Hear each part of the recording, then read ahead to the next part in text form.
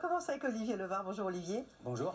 Et cette semaine, vous vouliez nous parler d'un monde en ébullition, celui de la santé en Afrique, avec l'émergence de nouveaux acteurs. Oui, je voulais vous en parler depuis longtemps parce qu'il se passe énormément de choses. On a une fausse vision aujourd'hui de la santé en Afrique. On pense beaucoup aux agences internationales, aux ONG. C'est vrai qu'elles sont encore très présentes, elles font un super boulot.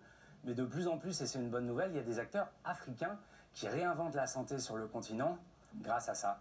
Le téléphone portable, aujourd'hui, vous avez 2 Africains sur 3 qui ont accès à un smartphone et ça change énormément de choses. Et des startups sont en train de naître pour réinventer le monde de la santé sur le continent africain. Et c'est tellement innovant qu'elles sont invitées aujourd'hui à en parler dans le monde entier. Et notamment à Paris ces derniers temps. Et oui. C'était il y a une dizaine de jours. Alors c'est le plus grand salon de la technologie, vous l'avez dit Marina. Vivatech, ah oui, je suis dans mon élément. Et regardez 13 000 startups qui viennent pitcher comment elles réinventent le monde de la santé. Et beaucoup de startups africaines, il suffisait de lever les yeux. Sénégal, Rwanda, Maroc, Algérie, la RDC aussi qu'on appelle aussi le Congo, Kinshasa. Et sous la bannière Africa Tech, un laboratoire français a fait venir beaucoup de startups spécialistes du monde de la santé. Là, on vient de voir les gagnants de ce concours de start-up. Et chacune de ces start-up veut régler un gros problème de santé sur le continent. Et notamment le financement des frais de santé. C'est le plus gros problème de santé. Et très souvent, la solution vient de la diaspora. Regardez, c'est une jeune fille qui a eu cette idée. Elle s'appelle Bola Bardé. Sa start-up s'appelle Soussou. C'est drôle, moi je pensais que c'était lié à l'argent. Pas du tout. Ça veut dire solidarité.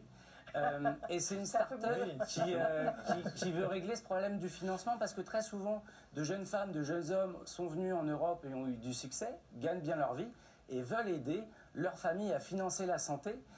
Toutes sortes de problèmes. Et le premier, c'est l'assurance santé. Seulement 5% des Africains ont accès à une assurance santé. Et le problème, c'est que souvent, ce sont des assurances collectives quand vous êtes fonctionnaire ou dans une grande entreprise.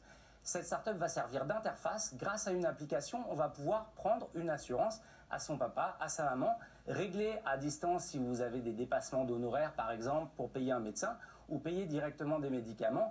Évidemment, toutes les infos de santé qui transitent par l'application, il faut que le patient, votre papa, votre maman, votre enfant, donne son accord pour que vous ayez accès.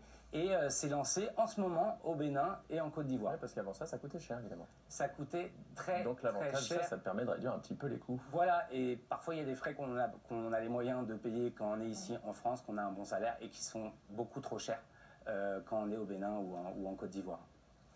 Alors même quand il y a une assurance santé publique, une sécurité sociale, tout le monde n'y a pas accès. Voilà. Ça, c'est un autre problème. Là, on parlait d'un système